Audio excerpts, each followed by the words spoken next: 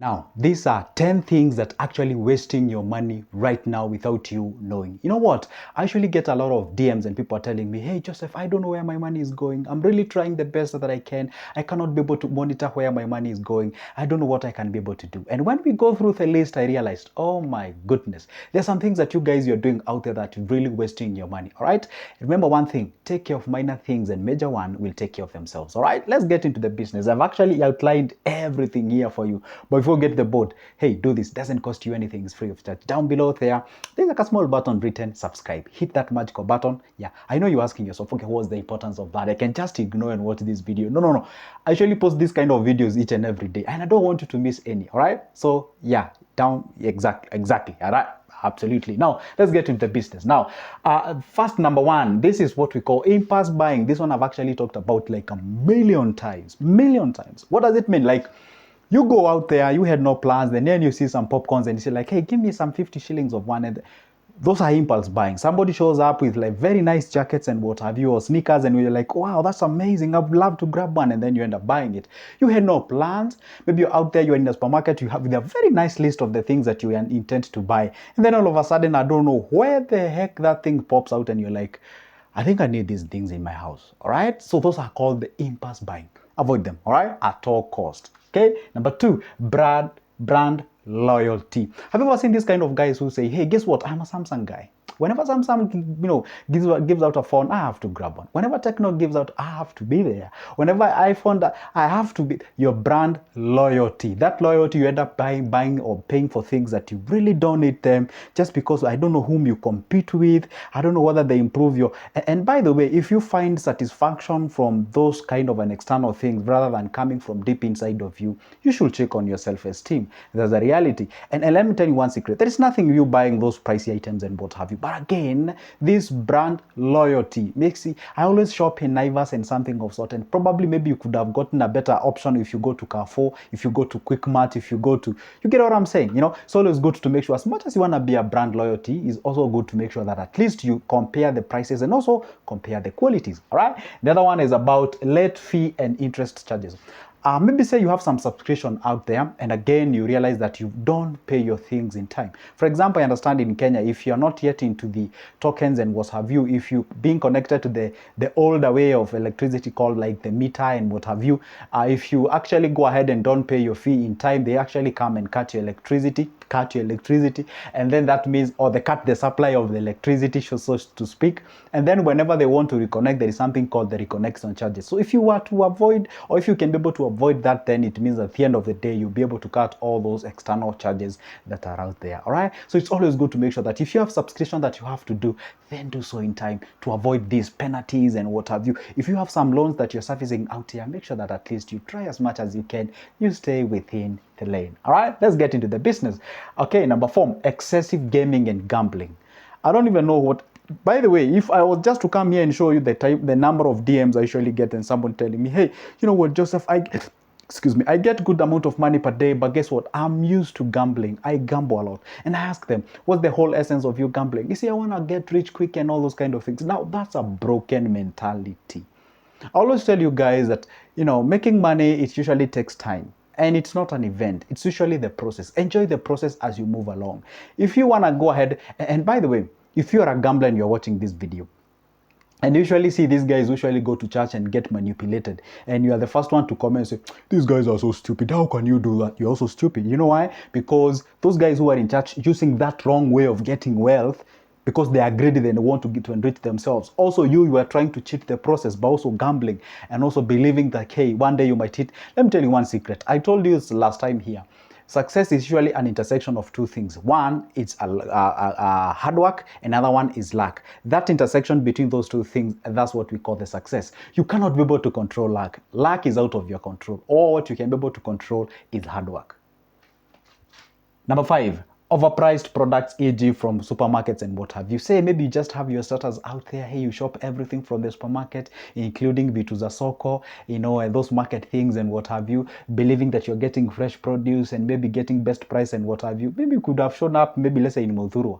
You could have bought these things maybe in Kongoya if you hail from Mombasa, or whichever the place, maybe in Chaka if you hail from Nyeri, okay? Or if you're in Nakuru, if from the Mukulima market, okay? If you're in Kisumu, you know the place. So, the point is this: usually show up to those supermarkets because you want to show that, hey, you're good and you come on. Those are the things that are actually wasting your money. It's good to make sure that before you buy anything from anywhere, make sure that you're actually getting the best price out there. That's what we do. I always tell people, guess what? Even if you try to be, and actually this kind of also answer the question of brand loyalty. Guess what? These guys are not your friends. They're there to make money. Where do unaenda na feelings hapo? You're the one who is going with feelings there. These guys are there to make money. They don't care how you feel. All what they do is make it that they give you the quality of products and then they get money out of your pocket. That's it. That's why they give you iPhone 14. They go back to the drawing board to produce iPhone 15. All right. Anyway, that's the point. Now, if you go to the next point, is about status funding. What does it mean, status funding? Kind of actually also answer this question, meaning that you're out there trying to buy those things from specific places so that at least you may be seen as if, hey, you're successful, everything is okay. You are what we call like, hey, you're a corporate lady, you're a corporate guy, and you do all those kind of things. You're funding your status, even where you're taking your children to school, and there is no problem with that. But actually, you're punching above your weight, meaning that you're taking them to a place where you cannot even afford. And maybe let's say you get fired within 1 month. There you are complaining about everybody, complaining about your job, the government, where you were born. You even think like your partner is the one who is eating all your money and all those kind of things. Sometimes it's always good to ask yourself, what if shit happens along the way? How can I get myself out of this? Whatever I'm actually getting myself in terms of normal operational cost, how can I sustain it? Do I have emergency fund and all those kind of things? Rather than just funding your status out there just because you want to make it look like as if you're successful in something goes up. I always tell people, make sure that you'd rather look as if you're not thinking rather than look as if you're thinking but you are not. Get what I'm saying? It's good to think as if you're not thinking but you are, rather than to look as if you're thinking but you're not. All right. The other one is about poverty tax. There was a time I did shed some light on the poverty tax thing. I said, if you get used to buying things in small quantities, there's always that price in terms of a discount that you always miss. All right. For example, if you call a lot, maybe let's say you are a phone kind of a guy, then it means that you maybe buy, credit each and every time you'd like to make a call. Maybe you want to buy bundles, or we call them bundles here, or simply internet. Each and every time you want to access internet, probably you don't get the best prices. That's why you find if you buy things not in wholesale but in retail form, you tend to have quite of a high price. So it's always good to make sure that, hey, I usually make calls, I usually go to internet. So it's good to make sure that at least at the end of the day, you go out there and buy things at the beginning of the month, and be able to buy that what can actually take you throughout the month. And again, once you buy all those minutes, don't just call anybody for the sake of calling them. No, call them if it is necessary for you to do that. That is actually what we call budgeting 101. That's what you do. And if you have the capability, you'd rather get internet from your home or to your home. Maybe you can pay like 1,500 or 2,000 or 4,000. Depends on your capacity and also your ability to do so. All right. The other one is about unused membership and subscriptions. Let's say you are a gym member, you go to gym and sometimes you don't even go to gym. Like maybe say you pay like 8,000, you don't even go to gym. Why? Because at the beginning of the year you had some resolution. Maybe you made a whole year purchase or package. You've never gone to that place. That money is rotting out there. It's under waste, it's underutilized. You're not even doing anything about that. So it's always good to be very, very careful. So don't subscribe to the things that you're not using. You find some people, you have internet in your home, but there was a client who called me. They have internet in their home and they are paying a pricey amount of money in terms of the internet. They have the set-top boxes. They have, I don't know why don't you stream? For example, in my house, I don't even have an area. You remember these old traditional areas we used to have, like you hang them outside? I don't have them. Why? If you have the internet in there, you can just stream. You're good to go. You avoid all other subscriptions. Even if it means you're watching football, you can as well watch. You get what I'm saying? All right, okay, that is exactly how we go about our things. Okay, so the point is this: it's always good to make sure that at least you look for all those areas where you can be able to cut all those costs. Okay, number one is eating out frequently. I said frequently. I did not say eating out. I said eating out frequently. If you go to those places that you'll have to go like frequently, let's say frequently, I can call it maybe, let's say 3 times a week. I should consider that frequently. If you go out there in 3 times a week, and maybe you're grabbing yourself some, coffees, akina cappuccino and akina muffins and what have you, all those guys, you love those things, kind of things. Okay. Now the point is this: if you were to sit down with pen and paper and calculate all the amount of money where it goes, you'll be shocked how much you're actually setting aside towards those activities. So it is good to make sure that at least it's okay to go out. You can do so weekly if you're so much addicted, or you can do so after 2 weeks, or you can do so monthly, where you go sit down and have yourself that, banquet. You can have all those kind of things and enjoy yourself. But if you do so frequently, and again, most of the people who do this, they do so to prove a point to people. Can you imagine misusing your money to impress people who you don't even love? I've never understood why people do that. I've never understood, because for me, I don't have anything to prove for you.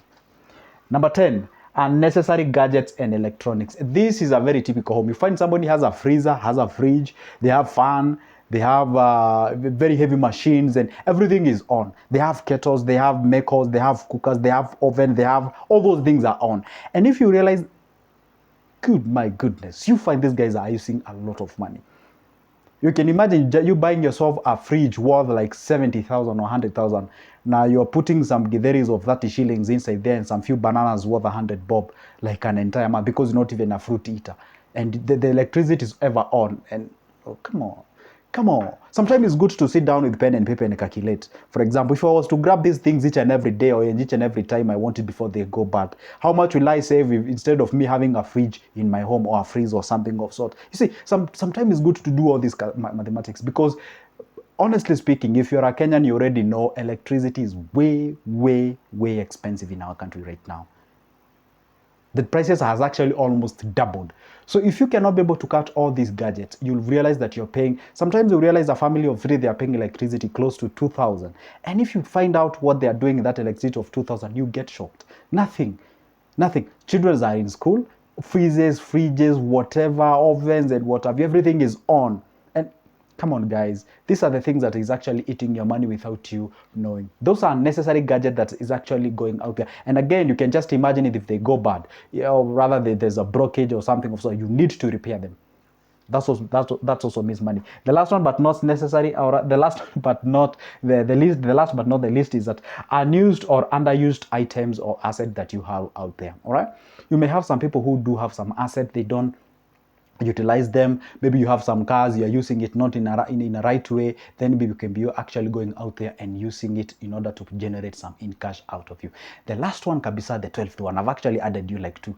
Always, you do not have a budget. That's why you misuse your money. It's always good to have a budget for your cash. Guess what? That's the end of my video. But don't forget, you can grab my number from the description of this specific video. Let's talk business. For now, it's a goodbye and see you in the next one.